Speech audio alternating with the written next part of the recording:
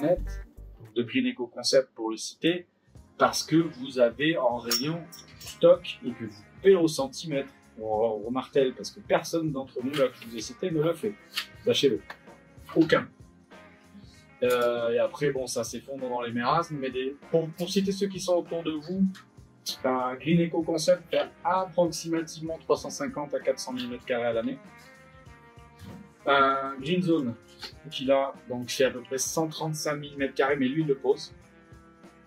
Donc ça, c'est important parce que quand on parle rentabilité entreprise, 350 000 m² à 5 € de marge, 150 000 m² à 15 € de marge, le débat est clos. Vous avez aussi, bon là, notre région, hein, on voit pas, hein, voilà, on a créé un marécage pour pas y arriver parce que là-bas, c'est le Far West. Nous, on est 150, je vous montre juste, voilà. Quand vous tapez gazon synthétique ici, voilà. Et là, vous avez moi, je mets un peu des fleurs, vous avez Azurio, vous avez Jérémy, qui est ici, vous avez Gazon du Sud, vous avez Univers Gazon, vous avez Gazon PACA, vous avez, bon ça c'est un Romain dont parlons pas, vous avez Gazon du Sud, donc sur la même brochette, vous avez les 4-5 premiers. Et plus loin, vous avez Green Touch dans la section glace. Donc, comment? C'est deux mots maintenant. Ouais. Alors les usines rachètent les entreprises qui ont des contrats, qui vendent dans des magasins. Les usines ne rachètent pas des gens comme nous parce qu'on ne vaut rien. On est volatile. Aujourd'hui, je peux avoir 25 clients comme 250 demain. On n'a pas de valeur faciale comme un Leroy Merlin, comme un Castorama.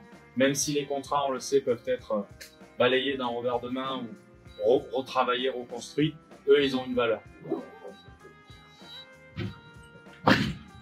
Question là-dessus peut-être, ou est-ce que vous avez d'autres concurrents ou vous voulez avoir des petites infos? Bon, c'est juste d'éthique parce que ça c'est juste pour vous, pour votre culture propre. C'est pas.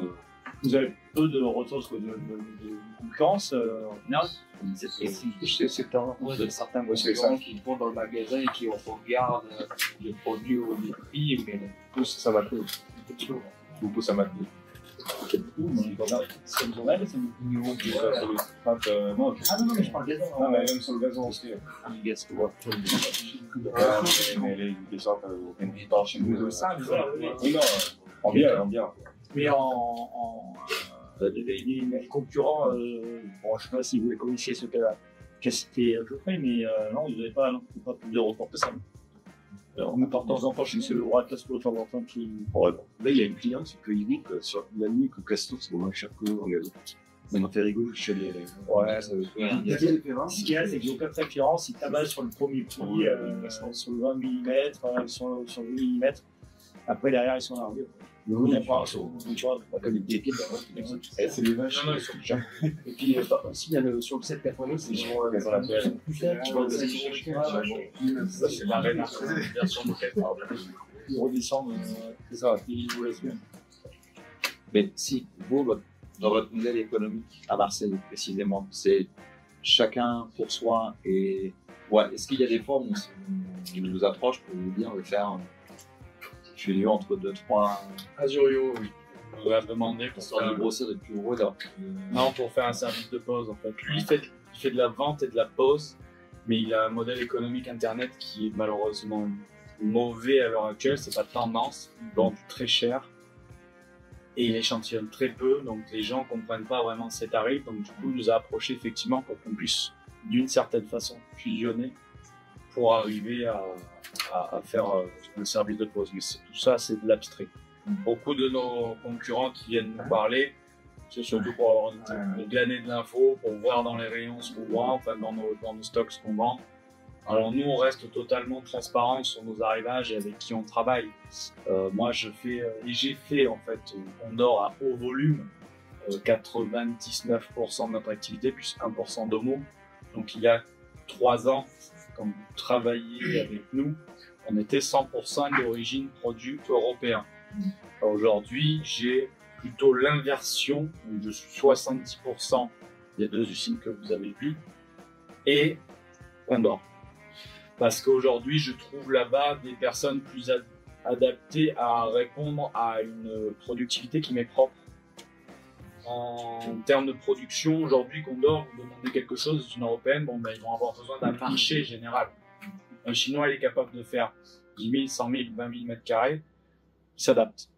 Et le prix s'adapte, mais il est capable de s'adapter. Tout ce que vous voyez là, en fait, sont mes productions, mes idées, mes générations de trams que vous connaissez. Ben ouais, vous avez même l'affiche, hein, je ne le cache pas, c'est carrément la chinoise. Mais des nouvelles générations de trams, en fait, où il n'y a plus de problème de... Et malgré les difficultés géopolitiques, ça ne pose pas de problème d'approvisionnement des conteneurs. À bonne anticipation, bonne organisation, pas de problème. Là, il y a eu la crise au Yémen, donc... Alors, ça nous retarde de 14 jours. Mais, comme ils se suivent, ça repart le premier 14, le 15, 16, etc.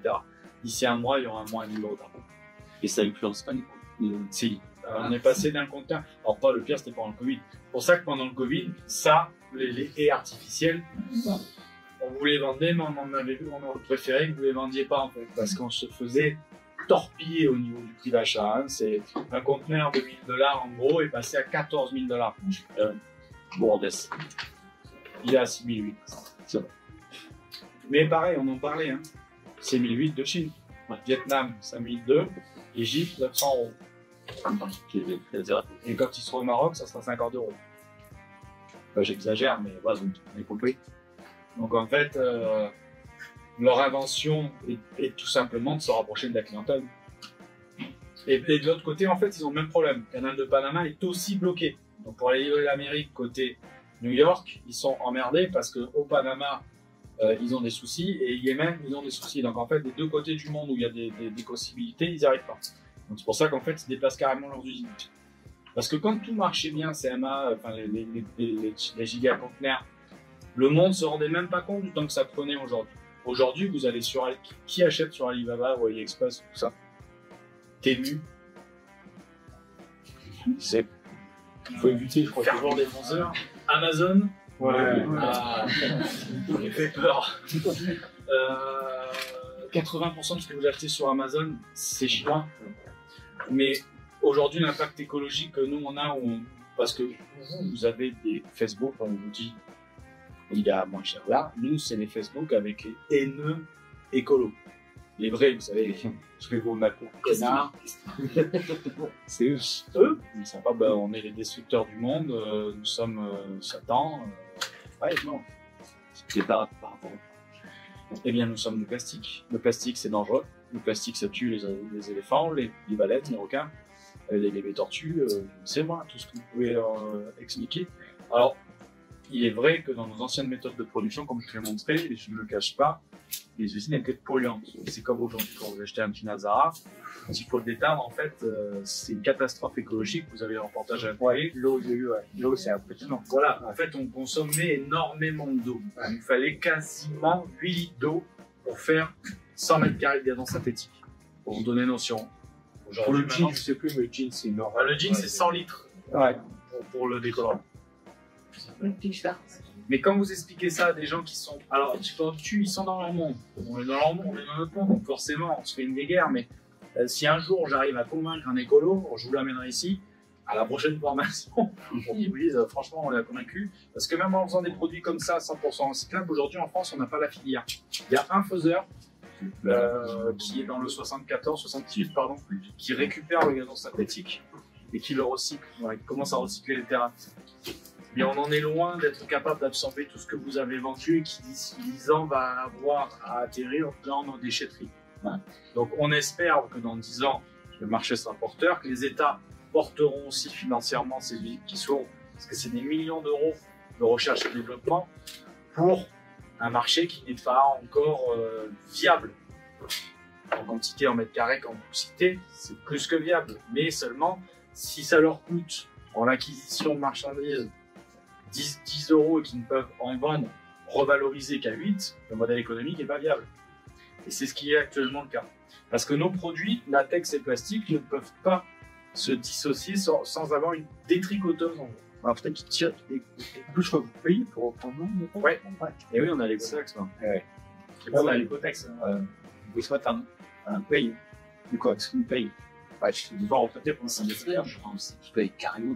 Quoi? En Espagne, quand on avait du gazon, Oui, c'est ça. Ouais, mais non, c'est le cas. Pour le moment, ce n'est destiné qu'aux entreprises, d'entreprise à entreprise. avec le Si eux, il va y en avoir. le particulier. Ah oui, mais ça va arriver chez Chez nous. nous, on est censé le taper, on est censé marquer dans les contextes comment on dit ça. Richard, vous allez à une déchetterie en Espagne, vous payez pour qu'on vous. Ah, donc on refait le. Ah oui, d'accord. En France aussi. Ah, sur certaines, bien sûr. Ça dépend de vos régions, ça aussi, c'est très. En toute honnêteté, ça, quand c'est foutu, ça finit en sable. Ils ne le recyclent pas. C'est pas mal. Vous accélérez pour faire le. Alors pareil, dans mes recherches et dans mes idées, il y avait en fait, si vous connaissez l'Odyssée, le bateau qui est parti en mer pour ramasser le plastique. La personne qui a eu ça en fait est de Marseille et on s'est rencontrés. On a parlé, il a un deuxième projet qui s'appelle la Chrysalide, qui est un projet de recyclage en fait plastique. Je sais pas si tu as entendu parler de ça. On lui a fait les tests avec 10 kg de gazon synthétique et il en est sorti à peu près 98% de gasoil. Donc on a la possibilité de le recycler d'aujourd'hui, mais on est pénalisé pareil par un État qui bloque la possibilité de les vendre de l'essence. Parce que même moi, comme vous l'avez vu, vous avez vu les emballages qu'on utilise, le plastique blanc, le film étirable, le machin, les bras qui tombent dans mon entreprise en déchetterie, c'est inimaginable. Si chaque jour, chaque poubelle que je fais en plastique pourrait être transformée en 10 litres de gasoil, je vous assure que l'investissement il est rentable immédiatement. Sachant que le conteneur Chrysalide posé fini, c'est 200 000 €. Ça paraît un chiffre énorme. Mais à valeur de vous, si admettons, décortiquer une siège, récupérer tous vos déchets pour en faire du gasoil, l'amortissement à 2 € du litre actuellement, même si vous le vendez 80, plus de gasoil. Donc le recyclage de nos produits, en fait, pour le moment, je ne peux pas vous mentir, ce n'est pas abouti. Ça n'a pas de finalité en soi. Ça va venir, mais c'est quelque chose qu'on vous a projeté, peut-être limite un peu trop vite, ça arrive. Vous avez par contre des fils dans votre rayon qui sont issus du recyclage du plastique. Ça c'est vrai, ça existe déjà. À peu près 6 à 7% de tout ce qu'on voit est du plastique recyclé. Et ça ne va pas le faire bien sûr parce que c'est leur volumétrie, c'est les usines que je vous ai citées tout à l'heure, ils en produisent tellement que le recyclé, ils en parlent même pas. En Europe, on en parle parce qu'on a des niveaux de prix qui permettent d'absorber un petit peu ce que coûte la charge du recyclé dans vos tas. Vous avez une idée dans l'empreinte carbone?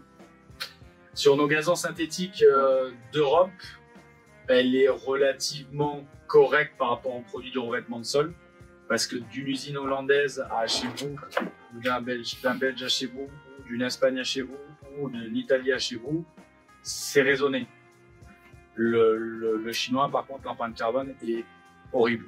On leur demande justement de nous donner ces chiffres-là pour pouvoir les faire. Normalement, on est censé les compenser pour être écologique. Tant pis qu'on est écologique, ça veut dire par exemple qu'on subventionne les plantations d'un arbre en Amazonie ou autre.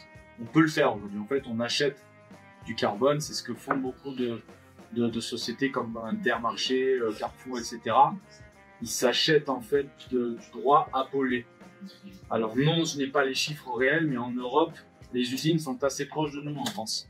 Là où c'est bien plus problématique, c'est tout ce qui est Grèce, Portugal, ça devient assez compliqué à livrer quand les points sont loin.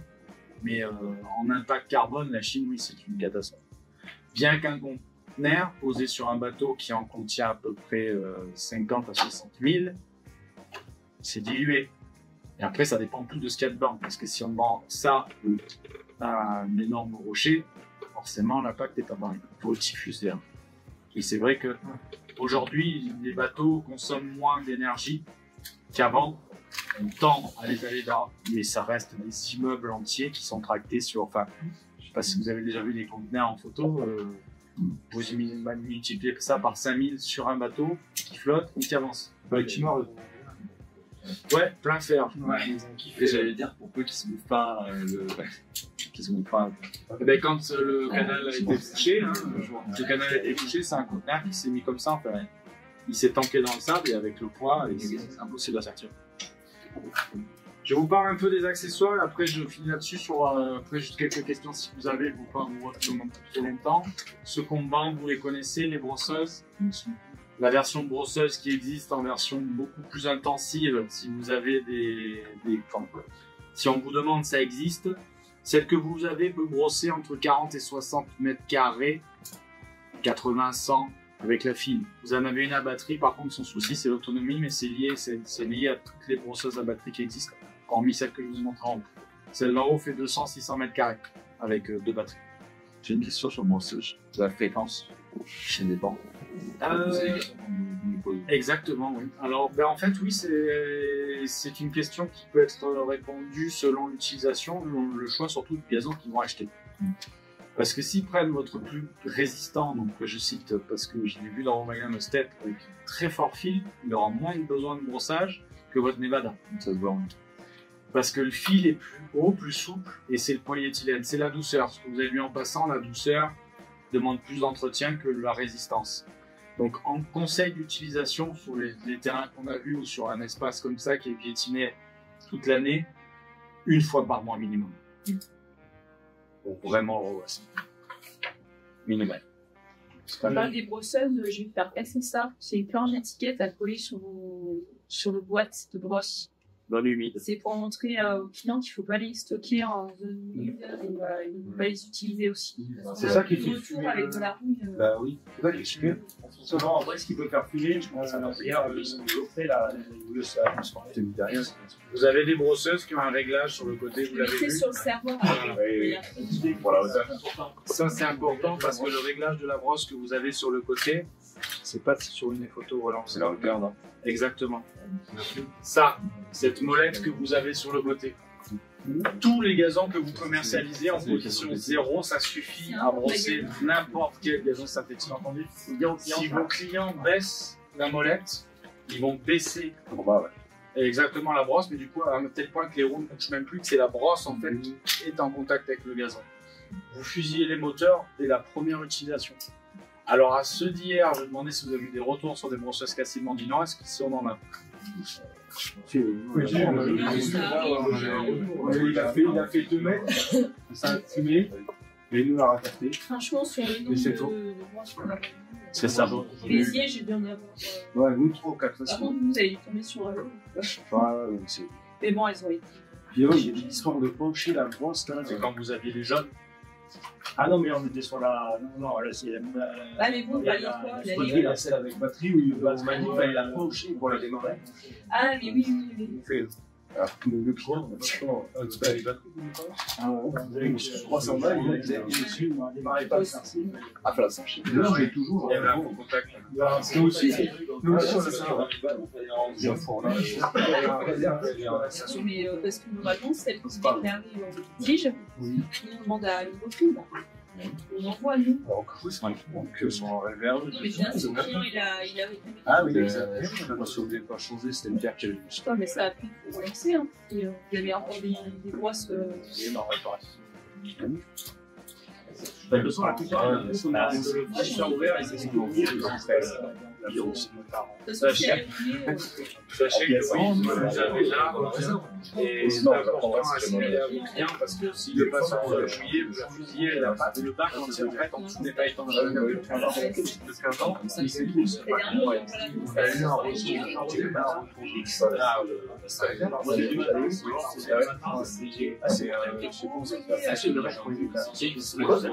Mais normalement, apparemment ce n'est pas le cas, mais ce qui explique c'est la position de la brosse. Parce que vous n'avez pas de variateur sur ces brosseuses-là. Et elles tournent extrêmement vite, et même limite trop vite. On en parlait hier, vous êtes sur des 1600 watts, donc la rotation est énorme. Du coup, je vous invite à toujours leur dire de laisser en position 0 systématiquement. Avant qu'ils arrivent à la position 1, c'est que vous êtes tombé sur des fous furieux qui veulent tellement le nettoyer que ça sert strictement à rien, et là il vous la ramènera tous les 6 mois. Position 0. Si vous la ramène en position 1, piégez-les direct, hein, vous êtes descendu. Voilà, 0. À voir, on part avec, parce que ça sert à rien. On va l'ouvrir, le charbon sera bouffé, le moteur sera claqué. Non, l'idée est toujours reçue de penser que le plus c'est le mieux. C'est qu'il y aura je vais aller à fond, et bam.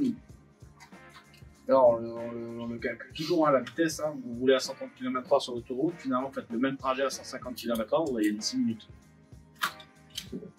Puis vous aurez consommé plus, etc., etc. Finalement, est-ce que c'est mieux, pas mieux? Ben là, peut-être qu'il aura brossé son gazon en 25 minutes, contre 35 minutes. Au final, il aura défoncé sa machine à 200 € en 8 minutes. Enfin, 5 minutes d'écart. C'est important de le savoir. Humidité, oui, bien évidemment. Alors, humidité surtout aussi parce que c'est quand même une prise électrique, hein, on a des barges. Du coup, à quoi servent les mulettes? On pourra les utiliser. Alors, vous pouvez l'utiliser, mais en fait, elles doivent être utilisées dans le temps de l'usure de la brosse. Ok. En fait, quand elle est neuve, les roues, la brosse sont au même niveau. Donc, elles touchent déjà le gazon. Et quand elles s'usent, par défaut de frottement, bah, effectivement, là, il faut enclencher les premières descentes. Tout à fait. Celle-là, elle a une molette en fait de réglage qui est quasiment en centimètres. Ouais. Et elle tourne, là où vous tournez, je vais dire n'importe quoi, à 100 tours minute, elle tourne à 20 tours minute. Ce qui fait que l'autonomie est démesurée. est vraiment démesurée. Je vous montre juste aussi les géotextiles de nouvelle génération que vous aurez, vous pouvez voir. C'est des bicolores. On fait maintenant ce type de produit. Ça, vous en vendez dans le monde. C'est des Français dans les dents. Non, mais en plus, il nous reste encore des mois. Et après, je vous finis juste avec un autre outillage que vous m'avez ici hier. Est-ce que vous connaissez ça? Non, Alors, je l'ai vu pourtant oui, dans votre Mésis. Non, c'est pas mal. Non, Le jaune que vous avez, il est très bien. Quoi? Quoi? Ah non, les jeunes, ils sont Ah oui, c'est vrai, parce que c'est pas la faune. Les amateurs de combat, ils permettent. Le mieux, c'est les rouges. Les Bordeaux, là, je vous laisse le vent. Le bleu, Le bleu, donc. oui, il est trop léger. Le bleu est trop long. Les lames En carrées. fait, il y a des marrons qui apparemment. Le Bordeaux, le rouge, je sais pas. ils sont incroyables. Non, le Bordeaux, il est. Ouais, c'est le meilleur. Dans ce sens, surtout parce que rouge, les rayons. Ouais, quand j'ai le rouge, là, c'est Bordeaux, ouais. C'est le rouge. Le rouge avant. Ouais, C'est les anciennes générations. Ouais, Non, le meilleur, c'est celui de Belle. il est gros, non? Ouais, carrément, il a un Parce que c'est normal. En fait, on a fusionné deux géotextiles, un Edel Punch et un Lys. L'Edel Punch est subordonné, le très costaud 150 grammes que vous avez en rayon, auquel on a fusionné un Lys qui est notre métier gazonné. Le Lys permet de faire glisser le gaz dessus. Le noir permet d'être utilisé dans n'importe quel jardin pour autre chose. Ah, il est drainant quasiment 80 litres minute. Mais sa performance indéchirable, c'est la nouvelle classe des géotextiles qui se prépare à vous sortir. Associé avantage pour vous, c'est qu'il est rigide. Désavantage par contre, effectivement, il n'est pas lourd, il ne plaque pas. Il ne plaque bien. Ça, c'est important. Je prends de la souille.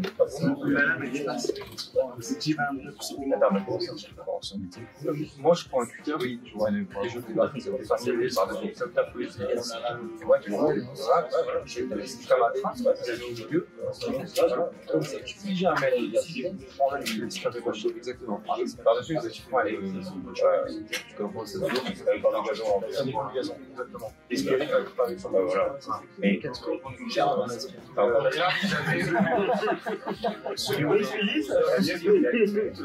ça permet de pouvoir exactement baser sur la nature. Non, c'est incroyable. Ça va les gars. C'est directement bouché. Et encore ça, c'est bon. Mais moi, c'est ça qu'il faut. Et si plus, ça va pas faire. Au sol, vous demandez le. C'est le sol, trop du sol. Oui, en fait, la porosité du sol peut changer tout à fait la conduite. C'est vrai qu'on n'en a pas parlé. Ah oui, mais c'était bon. La colle que vous avez permet de coller sur tous les supports durs que vous avez. Il y a par contre une seule chose importante et qui est même capitale, c'est de nettoyer cette surface avant l'encollage, quel qu'il soit. La colle se consomme comme les clous. Pareil, on a donné une réponse simple. Le clou tous les 30 cm, tous les 4 cm, un plot de colle tous les 30, tous les 40 cm. Par contre, ne dites jamais à vos clients de créer des cordons de colle pour le simple fait que vous créez une piscine géante dessous, puisque vous étanchéifiez toute la surface de cela, pas de cordon. Voilà. Donc, s'ils doivent être amenés à faire des cordons parce qu'il y a une grosse pluie au vent, comme ici c'est un toit terrasse, vous faites des espaces sur la partie qui est évacuante de l'eau. Très important de leur dire parce que l'eau dans notre produit, c'est une passoire, comme les pâtes, ça passe dans un sens, ça passe dans l'autre. Vous avez donc créé un problème sans vous en rendre compte qui, dès la première pluie, va lui gâcher l'intégralité de son terrain. C'est pas vrai, d'ailleurs, ça arrive plusieurs fois, ça, les clients, souvent, mais c'est vrai qu'on a des terrasses qui n'ont pas de pente. Ils n'ont pas de pente, ça stagne, ça moisit, et après, ils ont des taches, ils accrochent, etc. Et ça envoie c'est pas du gazon. Ça, il faut bien leur dire, c'est pas assez de pente, ça faut avec que la pente. Ça m'arrive une fois ou deux. La capillarité calcaire fait blanchir la fibre. Je comprends. Donc en fait, vous avez des taches blanches. C'est dangereux. Alors moisi, vous utilisez des fongicides. En fait, j'avais reçu des cartouches de chez Algeco. Ah oui. Donc vous les mangez pas, même si on va les passer, hein. Ils n'ont pas de les manger, mais c'est un solaire. Oui, n'ayez pas peur, c'est une DLU, une date d'utilisation conseillée. Donc c'est comme les boîtes de conserve, il faut appliquer dessus quelque chose, mais si un jour il y a un apocalypse, on doit tout faire, elles sont très bonnes. Pas d'inquiétude, ça colle. Mais sur réserve que vous nettoyez bien le support. Je vous le redis parce que ça c'est important. Combien de clients aussi nous appellent en disant je comprends pas, vous avez déjà pas collé. Ouais, quand on voit la photo, le sol il est trempé. Donc forcément, collé sur de l'eau, alors même si c'est un polyuréthane comme de classe 2, c'est pas... Voilà. Sur le pour la bande utilisée là sur le niveau que j'ai minimum. Le TAC n'est pas immédiat. Oui, parce qu'il y a une nécessité de repositionner notre métier. Sinon, il faut utiliser des petits composants qui sont avec un TAC immédiat. Donc, quand ils reprennent moi, avec un durcisseur, la nôtre, elle n'a pas cette action immédiate. Parce que normalement, ça ne se passe pas comme ça. Mais effectivement, comme vous êtes dans cette action-là, c'est un peu compliqué. 24 heures, c'est son temps de polymérisation pour vraiment donner une fixation gazeuse. Vous voulez que je leur montre ça? Oui, moi, je leur montre. Ah bon, ça doit être le 3. Non, c'est ce que vous n'avez pas encore vu. Ce qui peut se produire, ça c'est un gazon qui est arrivé en fin de vie. Vous voyez là en fait sa durabilité maximale. Il est fibrilé, cassant. L'UV a détruit en fait la fibre.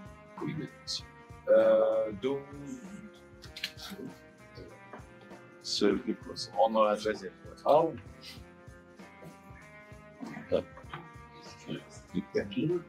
En toute honnêteté, c'est ce que tout le monde répond quand il le voit. Quand c'est surtout son jardin, c'est forcément moins marrant. Mais c'est beaucoup de fils qu'on vous a sortis pendant un moment en fait, qui étaient très nouveaux, innovateurs et qui avaient des effets d'usure. Comme le test où il y a et qui usent le gaz. On les a sentis un peu trop vite et ça sera généré comme ça, ils fanent. C'est super. Peut-être, regarde. Le danger, c'est ça. La plage, les choses, le cœur, vous posez. Moi, ça, je pense que ça veut dire aussi, mais ça vaut 50 balles. C'est pour dire, ouais, j'ai pas me montrer les doigts, ça peut me prendre le placard. Je prends un pour les fournisseurs. Et on va, vous avez dans le rush, l'arrivée, passer la main dans le seau, c'est la plate. C'est ça qui me fait peur. Est-ce que vous l'avez tous essayé? Franchement, ça c'est l'outil donc qui permet aux installateurs en fait, c'est pas vraiment pour faire ce que vous faites, c'est pour créer la jonction. Ça en fait, vous voyez l'écart qu'il y a ici, collé à la couture, permet de faire un écartement qui est net et identique sur 1000 mètres. Ah, il y a un infini. Donc la qualité de créer contre le En fait, ça sert de cale. ça sert de guide. Exactement, ça se cale contre la couture et là vous avez toujours le même écartement. Alors vous pourriez droit sur les jonctions. Là, la oui, mais là, la demande est plutôt quand vous les posez au sol pour les clients. Dans la largeur, en fait, dans la largeur, c'est capable aussi, mais à l'origine, il est fait pour les jonctions. C'est comme ça. Les solutions qu'on va en mettre Sur les ça, c'est pareil. Comment fait le principe? Ou est-ce que je peux faire des oui, sur le principe? Oui, on peut en mettre d'accord, regarde, c'est très simple. je peux mettre Est-ce que le but est d'éviter la jonction est inévitable dans mon métier. Maintenant, en tant que spécialiste de gazon, vous avez accès aux 2 et aux 4. Votre objectif, c'est bien évidemment d'adapter autant que possible le 4. Mais en tant que marchandiser et en tant que vendeur et en tant que société, si vous vendez du 2, vous vendez plus de jonctions, vous vendez plus de boîtes de clous. Mais en rayon, vous avez plus de 4. Donc je suis tenté de vous dire qu'il vaut mieux monter sur le 4, mais évidemment, le 2 génère plus de ventes. Ça, c'est l'aspect mercantile. En utilisation, le problème du particulier, c'est qu'il n'est pas équipé de ça.